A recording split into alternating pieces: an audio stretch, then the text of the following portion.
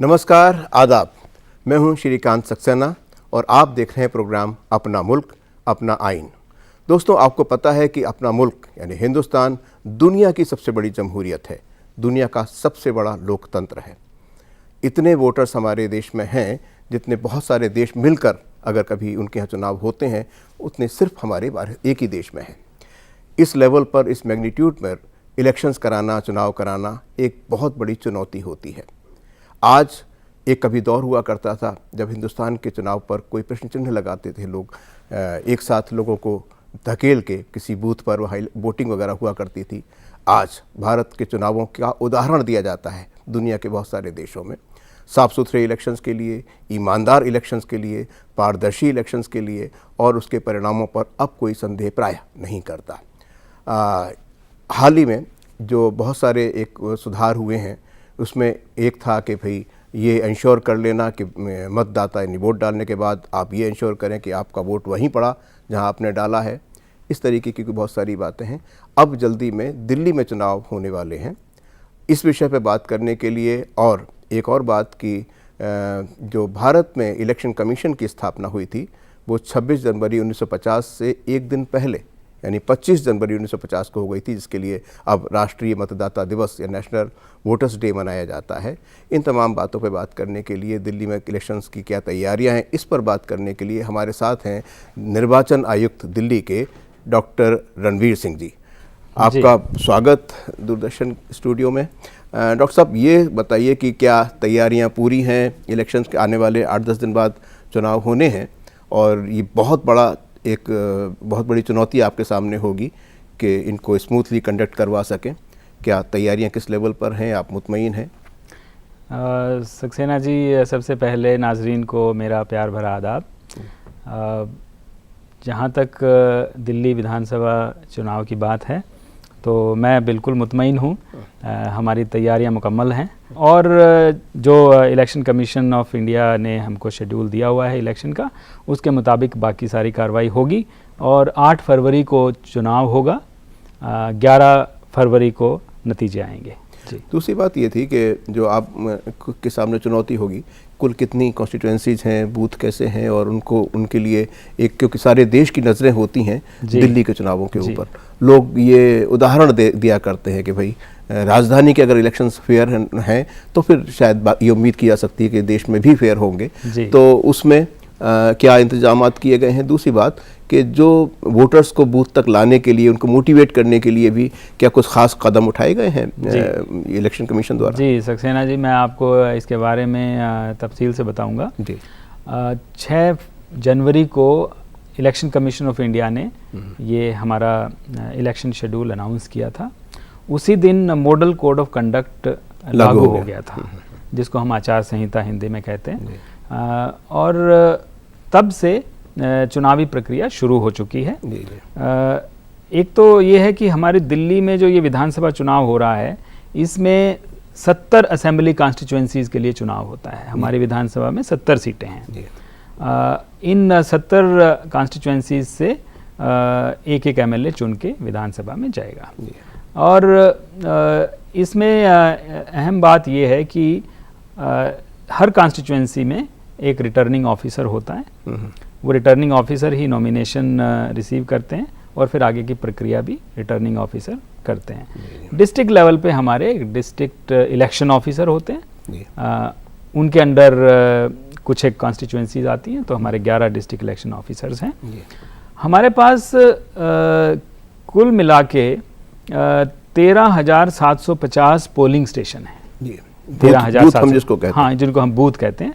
तो इतने polling stations हैं और हमारे पास 2689 लोकेशंस हैं, मतलब बिल्डिंग्स हैं जिनमें ये बूथ्स आते हैं। तो इतनी लोकेशंस के ऊपर चुनाव होगा 8 फरवरी को। अब हमारी जो कोशिश है वो ये है कि हमारा जो चुनाव है दिल्ली का, वो एकदम आदर्श चुनाव हो। इसमें सबसे जो इम्पोर्टेंट व्यक्ति है, सबसे इम्पोर्टेंट स्टेक होल्डर है हमारे लिए, वो है मतदाता। और हमारा पूरा ध्यान मतदाता की सुविधा पे और ईज़ ऑफ वोटिंग पे है। अब आप जानते हैं कि मतदाता में कई अलग अलग किस्म के मतदाता हैं। हमारे जेंडर मेल फीमेल हैं, फिर हमारे पास थर्ड जेंडर वोटर्स भी हैं, उसके अलावा पर्सन विद डिसेबिलिटी, दिव्यांगजन वोटर्स हैं, हमारे बुज़ुर्ग वोटर हैं जो 80 साल से ज़्यादा उम्र के हैं। तो हमने हर वर्ग के लिए, फिर युवा वोटर्स हैं, फर्स्ट टाइम वोटर्स हैं, तो हमने हर वर्ग के लिए अपनी एक आउटरीच और उनको असिस्ट करने के लिए, उनको सुविधाएं देने के लिए हमने अपना प्रोग्राम बनाया हुआ है। इलेक्शन कमीशन की गाइडलाइंस के मुताबिक उसको हम इम्प्लीमेंट करेंगे। अब मैं आपको बता दूं कि पोलिंग स्टेशंस के ऊपर हमारी पूरी कोशिश होगी कि किसी को कोई असुविधा ना हो। वहाँ पर हम सारी सुविधाएं मुहैया करवाएंगे, जैसे कि पीने का पानी तो है ही, उसके अलावा medical kit, first aid facility की भी वहाँ पे व्यवस्था होगी, और वहाँ पे ट्रेंड पैरामेडिकल स्टाफ कम से कम जरूर होगा हर एक पोलिंग लोकेशन के ऊपर। हम क्रैश की फैसिलिटी भी प्रोवाइड करेंगे, ताकि जो महिलाएं छोटे बच्चे के साथ आती हैं तो वो जब वो बूथ में जाएंगी तो बच्चे का ध्यान रखने के लिए क्रैश की फैसिलिटी होगी, और वहाँ पे खिलौने विलौने ये सब रखे जाएंगे, तो ये भी एक सुविधा होगी। फिर जो दिव्यांग वोटर्स हैं उनके लिए रैंप की व्यवस्था होगी, और व्हील चेयर प्रोवाइड करे जाएंगे, और ट्रेंड वॉलंटियर्स भी प्रोवाइड करे जाएंगे। अच्छा। उसके अलावा जिनको विजन की प्रॉब्लम है उनके लिए ब्रेल फैसिलिटी भी अवेलेबल होगी। अच्छा। और Braille dummy ballot sheet available होगी, ताकि वो उससे ये पता लगा लें कि जो उनका, हाँ, जिसको वो वोट देना चाहते हैं उसका नाम बैलेट यूनिट में किस सीरियल नंबर पे है। तो फिर हमारी जो बैलेट यूनिट है उस पे भी ब्रेल में अंकित हैं सीरियल नंबर्स, तो वो आराम से वोट कर सकते हैं। और कानून में ये भी प्रावधान है कि अगर कोई व्यक्ति कंपेनियन लेके जाना चाहता है जो अदरवाइज वोट नहीं कर सकता है, जैसे ब्लाइंड वोटर्स, अगर वो ब्रेल भी नहीं जानते तो कंपेनियन की भी सुविधा होती है। फिर जो बधिर वोटर्स हैं, जो हार्ड ऑफ हियरिंग या डेफ वोटर्स हैं, उनके लिए साइन लैंग्वेज की भी व्यवस्था हम करते हैं, हर बूथ करेंगे, हर बूथ के ऊपर करेंगे, पोस्टर लगाएंगे साइन लैंग्वेज में। और जहाँ पे ऐसे मतदाता ज़्यादा हैं जिन लोकेशंस के ऊपर, वहाँ पर हम इंटरप्रेटर, साइन लैंग्वेज इंटरप्रेटर्स भी डिप्लॉय करेंगे। तो ये तमाम सुविधाएं हम वोटर्स का वहाँ पे वोटिंग अनुभव बहुत अच्छा हो, ये हमारी सबसे बड़ी प्राथमिकता है, और हम इसको इंश्योर करना चाहते हैं। एक चीज़ मैं और बताना चाहता हूँ, जो हमारे बुज़ुर्ग वोटर हैं 80 साल से ज़्यादा उम्र के, और जो दिव्यांग वोटर्स हैं, उनके लिए हम पिक एंड ड्रॉप फैसिलिटी भी प्रोवाइड करेंगे। पिक एंड ड्रॉप फैसिलिटी के लिए हम एक रजिस्ट्रेशन सिस्टम डेवलप किया है हमने, जो कि 25 जनवरी से लेके, जो कि हमारा राष्ट्रीय मतदाता दिवस है, हाँ, उस दिन हम शुरू करेंगे, रजिस्ट्रेशन ओपन करेंगे, और 31 जनवरी तक वो रजिस्ट्रेशन होगा। इस अवधि में जो भी दिव्यांग मतदाता या 80 वर्ष से अधिक उम्र के जो बुजुर्ग मतदाता हैं, वो जो भी पिक एंड ड्रॉप फैसिलिटी के लिए रजिस्टर करेंगे, उनको ये 8 फरवरी को ये फैसिलिटी मुहैया करवाई जाएगी। और इसको 25 तारीख को आप रजिस्टर कर सकते हैं, 25 के बाद 31 तक कर सकते हैं। हाँ, और रजिस्टर करने का तरीका भी मैं थोड़ा बताना चाहूँगा। या तो 1950 नंबर पे कॉल करके रजिस्टर कर सकते हैं, तो आपको अपना एपिक कार्ड नंबर बताना होगा, उसके बाद वो वहाँ से रजिस्टर कर देंगे आपको। या फिर आप SMS के माध्यम से भी कर सकते हैं। हमारा एक मोबाइल नंबर है, उस पर आप SMS भेज सकते हैं। मोबाइल नंबर है 7738299899। इस पे आपने EPIC एपिक, फिर स्पेस, फिर वोटर ID नंबर, फिर स्पेस, फिर पिक, PIC के पिक, ये सिंटैक्स भेजना है, तो आपको पिक एंड ड्रॉप के लिए रजिस्ट्रेशन हो जाएगा। लेकिन जैसे मैंने कहा, ये हर किसी के लिए नहीं है फैसिलिटी, सिर्फ दिव्यांग वोटर्स के लिए और 80 साल से ज़्यादा उम्र के वोटर्स के लिए ये फैसिलिटी है। तो मुझे पूरी उम्मीद है कि इसका फ़ायदा उठाएंगे। बहुत अच्छा और बहुत आप जानकारी, बड़ा इंजाम भी काफ़ी अच्छा लग रहा है। लेकिन क्या इनमें से ऐसी कुछ चीज़ें हैं जो आप पहली बार कर रहे हैं इससे, या हर चुनावों में ऐसे करते रहे? जिस तरह पिक एंड ड्रॉप फैसिलिटी इस तरीके से professionally managed with pre booking, ये हम पहली बार कर रहे हैं बिल्कुल जी। और हमने एक और चीज़ पहली बार करी है, वो दिव्यांग वोटर्स के लिए और बुज़ुर्ग 80 साल से ज़्यादा उम्र के वोटर्स के लिए, और वो है पोस्टल बैलेट से वोट करने का। इसका मतलब ये है कि दिव्यांग वोटर्स में और बुज़ुर्ग वोटर्स में जो इस स्थिति में नहीं हैं कि वो पोलिंग स्टेशन पे आके वोट कर सकें, अच्छा, वो पोस्टल उनकी मतलब इसमें वो असमर्थ हैं मूव करने में, इमोबिलिटी है या बेड रिडन है या ऐसी स्थिति में हमने 14 तारीख से 14 को हमारी नोटिफिकेशन इशू हुई थी इलेक्शन की, 14 जनवरी से लेके और 20 जनवरी तक, क्योंकि 19 जनवरी छुट्टी का दिन था, संडे था, तो 14 से 20 तक हमने एक्चुअली 14 तारीख को हर एक वोटर के घर जाके हमारे BLO ने उनको बताया था इस फैसिलिटी के बारे में कि अगर इन दोनों कैटेगरीज में से कोई असमर्थ है पोलिंग स्टेशन पे आने के लिए, तो वो पोस्टल बैलेट के लिए फॉर्म 12D भर के दे सकता है, और फॉर्म 12D को RO के रिटर्निंग ऑफिसर के ऑफिस में जमा कराना था। तो उसमें तकरीबन 3000 ऐसे लोगों ने फॉर्म 12D भर के ROs के पास भेजा है। अब इनकी स्क्रूटनी होगी और उसके बाद एक फाइनल लिस्ट बनाई जाएगी उन मतदाताओं की जिनको कि पोस्टल बैलेट से वोट करने के लिए अप्रूव किया जाएगा। जो भी इसमें वैलिड पाए जाएंगे उन सबको अप्रूव किया जाएगा, और उसके बाद हमारी पोलिंग टीम उनके घर जाएगी और उनके घर में वोट करवाएगी पोस्टल बैलेट के माध्यम से, और ये पूरी प्रक्रिया बिल्कुल ट्रांसपेरेंट होगी।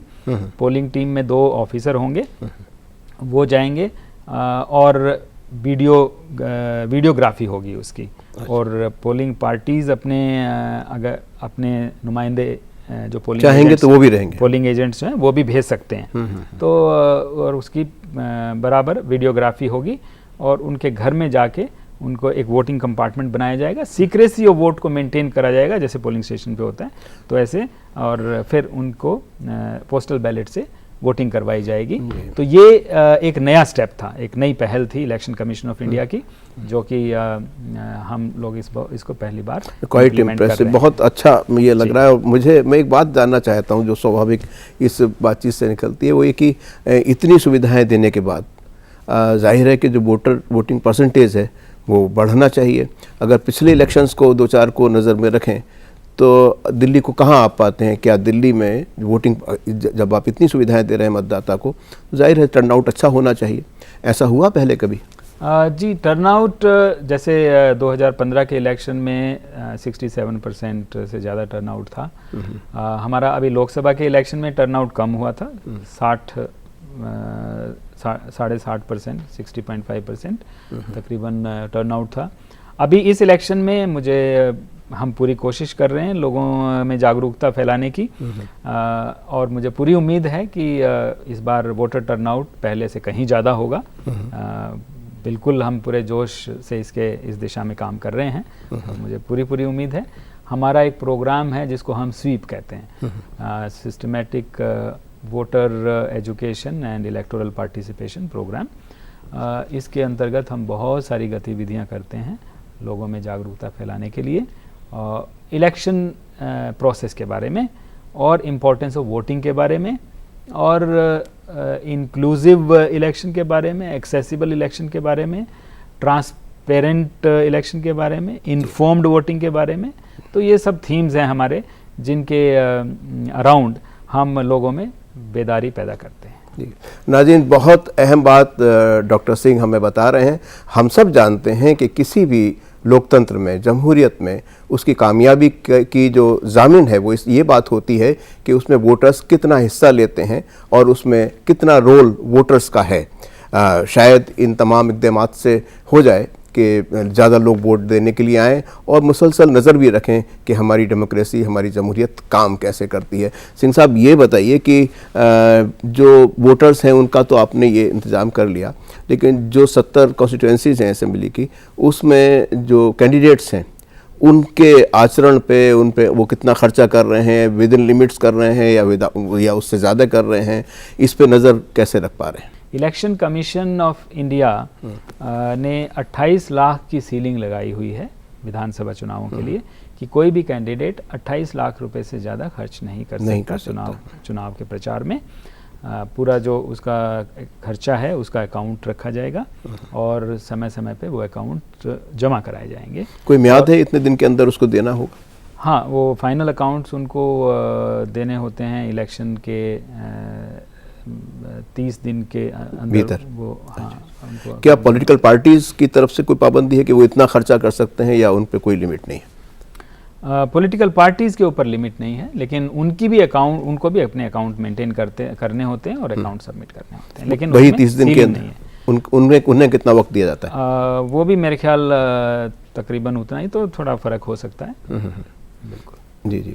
तो ये वो कानून में लिखा होता है और उनको जो कैंडिडेट्स को, पॉलिटिकल पार्टीज को ये सब जानकारी, मैंने ट्रांसपेरेंसी के लिए जितना मुमकिन है वो जो भी सिस्टम है इलेक्शन कमीशन ऑफ इंडिया के ने जो बनाया हुआ है सिस्टम, जो दिशा निर्देश दिए हुए हैं वो उनके साथ शेयर किए जाते हैं और उसके मुताबिक उनको जमा कराने पड़ते हैं अपने इलेक्शन रिटर्न्स और उनकी आगे उनके ऊपर कार्रवाई हो। सिंह साहब, अब जो दो टर्म थे पिंक बूथ और दूसरे, उसके बारे में थोड़ा बताइए कि आपने क्या खास किस्म के बूथ बनाए हैं और वो मॉडल जो आप एक बनाना चाहते हैं बूथ, उसके बारे में थोड़ा बताइए। जी जी जी।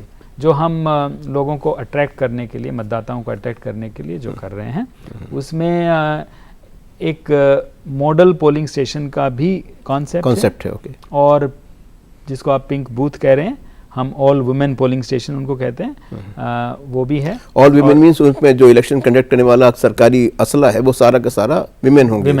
बिल्कुल। ओके। तो हमारी 70 कॉन्स्टिट्यूएंसीज में हर एक कॉन्स्टिट्यूएंसी में एक लोकेशन, एक पोलिंग लोकेशन, मैंने जैसे बताया 2689 पोलिंग लोकेशंस हैं हमारी, तो 70 ऐसी पोलिंग लोकेशंस होंगी हर कॉन्स्टिट्यूएंसी में एक, जहां पर हमारा मॉडल पोलिंग स्टेशन होगा। मॉडल, वो पूरा लोकेशन जो है वो एक बहुत ही आकर्षक लोकेशन होगा। उसमें साज सज्जा करी जाएगी, सजावट करी जाएगी और अलग अलग किस्म की गतिविधियां करी जाएंगी, जो कि जो डिस्ट्रिक्ट इलेक्शन ऑफिसर्स हैं वो अपनी क्रिएटिव इमेजिनेशन यूज़ करके और अलग अलग, तो मैं ये चाहूँगा कि हर डिस्ट्रिक्ट का अपना अलग रंग हो, अपना अलग बहुत अच्छी बात है, अपना अलग आइडिया हो, अलग क्रिएटिविटी हो। तो उस तरीके से लोगों को लुभाने के लिए आकर्षक मॉडल पोलिंग स्टेशन बनाए जाएंगे और इन्हीं पोलिंग स्टेशन में, इन्हीं 70 पोलिंग स्टेशंस में जितने भी बूथ होंगे उनके ऊपर वो पिंक बूथ होंगे। कहने का मतलब ये कि वहाँ पर जो पोलिंग करवाएंगी, जो पोलिंग टीम होंगी, सब महिलाएं होंगी, वो सब महिलाएं होंगी और जो पुलिस या पैरामिलिट्री फोर्स वहाँ पे होगी वो भी उसमें भी हमारी कोशिश यही होगी वो भी महिलाएं ही हों। क्या बात। तो वहाँ पे सभी महिलाएं ही वोटिंग करवाएं, वो पूरे इलेक्शन की प्रक्रिया को अंजाम दें। इससे जो वुमेन पावर है वो भी हमको उनके लिए रेस्पेक्ट एक दर्ज होगी कि हाँ, हम उनकी क्या कदर करते हैं, उनकी अहमियत कितनी समझते हैं। बुजुर्गों के लिए या विकलांगों के लिए, दिव्यांगों के लिए भी कुछ? दिव्यांगों के लिए हर डिस्ट्रिक्ट में, हमारे 11 डिस्ट्रिक्ट हैं, तो हर डिस्ट्रिक्ट में हमने डिस्ट्रिक्ट इलेक्शन ऑफिसर से कहा है कि एक पोलिंग स्टेशन ऐसा रखें जो कि जहाँ पोलिंग पार्टी में सभी डिसेबिलिटी, दिव्यांग जो हमारे कर्मचारी हैं वो हों। तो इसकी हम पूरी कोशिश कर रहे हैं। मैं ये समझ सकता हूँ कि महिलाओं को, दिव्यांगों को शामिल करने का मतलब ये है कि हम उनकी अहमियत का एहतराम कर रहे हैं और यही मैसेज देने के लिए आप शायद ये कोशिश कर रहे हैं। बहुत अच्छी कोशिश है। ये मौका इसलिए क्योंकि दो बातें मैं आपसे जानना चाहता हूँ। एक, दर्शकों को, हमारे नाज़रीन को थोड़ा सा इस बारे में बता दीजिए कि हमारे संविधान में, हमारे आइन में वोटर्स के जो राइट्स हैं या उसकी ड्यूटीज़ हैं उसके बारे में थोड़ा सा बता दें। और दूसरी बात ये भी कि जो राष्ट्रीय मतदाता दिवस है वो भी चूँकि इसी दौरान पड़ रहा है 25 जनवरी को, वो क्यों 25 जनवरी को मनाया जाता है, इस बारे में ज़रा सा बता दीजिए। जी, नहीं, ये बड़ा ही अहम सवाल है हमारे आइन, एक्चुअली हमारे आइन से ही सब कुछ निकलता है। हमारी जमहूरियत भी वहीं से निकलती है और हमारा जो वोटिंग राइट है वो भी वहीं से निकलता है। इलेक्शन का कॉन्सेप्ट भी वहीं से निकलता है। इलेक्शन कमीशन का भी जन्म वहीं से है। हमारा इलेक्शन कमीशन 25 जनवरी 1950 यानी संविधान को आत्मकृत करने के एक दिन पहले जी, जो हमारा गणतंत्र दिवस है 1950 में जब हमने कॉन्स्टिट्यूशन को अडॉप्ट किया, 26 जनवरी को, हाँ, तो उससे एक दिन पहले इलेक्शन कमीशन का कॉन्स्टिट्यूशन हुआ और इसलिए 25 जनवरी को हम राष्ट्रीय मतदाता दिवस, नेशनल वोटर डे के रूप में मनाते हैं और ये 25 जनवरी अभी आने वाला है। हम बड़ी धूमधाम से इसको दिल्ली में मनाएंगे। इलेक्शन कमीशन भी नेशनल लेवल पे प्रोग्राम करते हैं, तो वो प्रोग्राम भी होगा। हमारा दिल्ली का भी प्रोग्राम होगा, डिस्ट्रिक्ट्स में भी प्रोग्राम होगा और नीचे पोलिंग बूथ लेवल पर भी प्रोग्राम होता है। तो ये हम 25 जनवरी को इसलिए मनाते हैं कि 25 जनवरी को इलेक्शन कमीशन की स्थापना हुई और 1950 में हुई। इसलिए 1950 जो है वो हमारा वोटर हेल्पलाइन का नंबर है। अच्छा, 1950 आप हेल्पलाइन। हाँ, इलेक्शन के बारे में कोई भी जानकारी चाहिए या कोई भी सुझाव देना हो या कोई भी आपकी शिकायत हो, आप 1950 पे डायल करके बता सकते हैं। अब हमने दिव्यांग मतदाताओं के लिए एक स्पेशल फैसिलिटी शुरू करी है 1950 हेल्पलाइन पे। अच्छा। कि जैसे हम कहते हैं कि अगर आप हिंदी में बात करना चाहते हैं तो 1 दबाइए, इंग्लिश में बात करना चाहते हैं 2 दबाइए, तो हम ये कहते हैं अब कि और अगर आप दिव्यांग मतदाता हैं तो आप 3 दबाइए। तो उससे फिर उसको जब दबाते हैं तो उनको सीधा जो हमने स्पेशली ट्रेन कर रखे हैं कॉल एजेंट्स दिव्यांग मतदाताओं के इश्यूज में, उनकी स्पेशल ट्रेनिंग है, सीधा उन्हीं से बात होती है उनकी। बहुत सुंदर। और उनकी जो समस्याएं हैं उनके बारे में वो सेंसिटाइज्ड हैं, उनको समझते हैं, तो उनका सही तरीके से वो निवारण कर पाते हैं। हम एक बात चलते चलते आपसे और मालूम कर लें। आपने एक तो वोटर्स के राइट्स और उनकी ड्यूटीज़ के बारे में थोड़ा सा बताने वाले थे, और दूसरी बात ये कि कुछ ऐसे कैंडिडेट्स होंगे जो चुनाव लड़ रहे हैं लेकिन उनकी आपराधिक कोई पृष्ठभूमि रही है और ऐसे लोग हैं जिनको चुनाव में भागीदारी शायद कानून नहीं दी जानी चाहिए। ये इंश्योर करने के लिए आप क्या करते हैं? जी, जो पहला सवाल है regarding rights and responsibilities of voter, तो वोटर का राइट तो मेनली अगर हम देखें तो 2 उसके बहुत महत्वपूर्ण राइट हैं। एक तो right to register as a voter, right, मतदाता सूची में अपना नाम जुड़वाना, वो एक बहुत अहम राइट है, वो उसका हक है।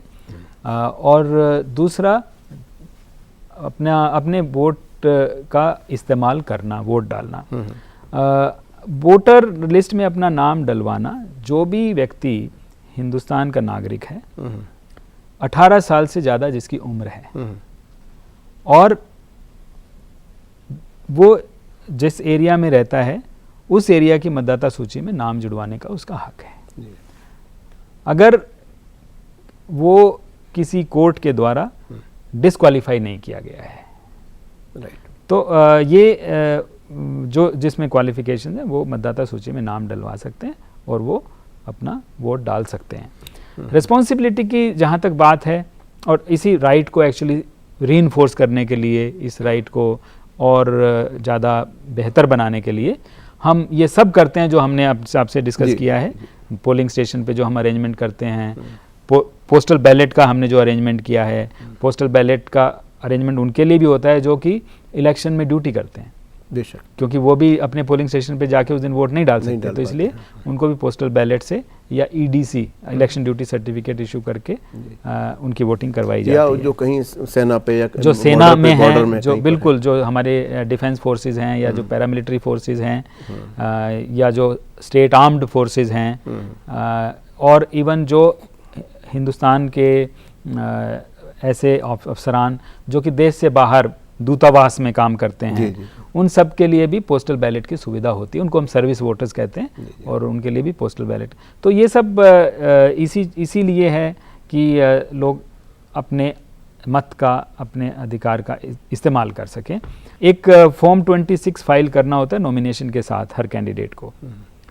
उस फॉर्म 26 को हम उसी दिन अपनी वेबसाइट पे अपलोड कर देते हैं और हमारी जो वोटर हेल्पलाइन मोबाइल ऐप है, उस मोबाइल ऐप पे भी वो दिखाई देता है, वो उस पे भी आप देख सकते हैं। तो हर किसी को चाहिए कि उस फॉर्म में कैंडिडेट के बारे में तमाम जानकारी होती है कि वो उसकी एजुकेशन क्वालिफिकेशन क्या है, बैकग्राउंड क्या है, उसकी बैकग्राउंड क्या है, उसका क्रिमिनल एंटीसीडेंट्स हैं क्या, कोई क्रिमिनल केसेस हैं क्या, उसकी एसेट्स एंड लाइबिलिटीज, उसकी इनकम टैक्स। हुआ फॉर्म 26 का एफिडेविट होता है तो वो एक एफिडेविट देते हैं इन फॉर्म 26। ये एक्सेसिबल होता है हर वोटर को? जी बिल्कुल, वो हमारे सीईओ की वेबसाइट पे भी होता है और वोटर हेल्पलाइन ऐप पे भी आपको अवेलेबल होता है। तो ये सबको देखना चाहिए। मैं नाजरीन अपने हर मतदाता को ये कहना चाहता हूँ और ये अपील करना चाहता हूँ कि वो अपने हक का, अपने अधिकार का बखूबी इस्तेमाल करें और ज़रूर करें, उसमें चूकें ना। हर मतदाता जाके वोट डाले, कोई मतदाता छूटे ना। और एक और इम्पॉर्टेंट बात यह है कि जब आप वोट डालने जाते हैं तो वीवीपैट, जो कि एक नई मशीन है, वो वहाँ वोटिंग कंपार्टमेंट में बैलेट यूनिट के साथ वीवीपैट भी होता है। तो आप अपने चाहते कैंडिडेट को वोट डालकर उसका बटन दबाकर उसके बाद वीवीपैट पर देखें कि जो पर्ची छपी है वो उसी कैंडिडेट के नाम की पर्ची है और उस पर उसी कैंडिडेट का चुनाव चिन्ह है। तो ये आप वेरिफिकेशन भी कर लें। बहुत बहुत शुक्रिया सिंह साहब, आपने बहुत अहम जानकारी हमारे नाज़रीन के साथ शेयर की हुई है और अपने व्यस्त शेड्यूल से आपने टाइम भी निकाला। और हमारी शुभकामनाएं आपको बहुत कि आपका ये चुनाव जो आने वाली बहुत बड़ी चुनौती है, हम समझ पा रहे हैं, पूरे राज्य में एक साथ चुनाव कर पाना और अलग अलग डिनोमिनेशंस हैं उसमें कर पाना, उसको बहुत मुश्किल काम है और आपको इसमें कामयाब हों और हमारे दिल्ली राज्य के सारे मतदाता इसका भरपूर फ़ायदा उठाएं। इसके लिए बहुत शुक्रिया। बहुत बहुत धन्यवाद। नाजरीन, हम सब जानते हैं कि लोकतंत्र या जमहूरियत इस बुनियाद पे मबनी एक तर्ज हुकूमत है कि उसमें लोगों की भागीदारी कितनी है, आम इंसान की भागीदारी कितनी है। आने वाले चुनाव आपको ये मौका देते हैं कि आप चाहें तो इसमें बढ़ चढ़ कर हिस्सा लें और यहीं हिस्सा ना लें बल्कि हर कदम पर अपनी असेंबलीज़ पर नज़र रखें, अपने चुनावों पर नज़र रखें, एक्टिवली पार्टिसिपेट करें। जितना एक्टिवली पार्टिसिपेट आप अपनी डेमोक्रेसी में करेंगे उतने ही कामयाब आपकी डेमोक्रेसी होगी। हिंदुस्तान की जो जमहूरियत है वो दुनिया की सबसे बड़ी जमहूरियत है। हम चाहें तो इसे दुनिया की सबसे बेहतरीन जमहूरियत बना सकते हैं। आपका बहुत बहुत शुक्रिया और आने वाले चुनाव के लिए आपको हमारी बहुत बहुत शुभकामनाएं।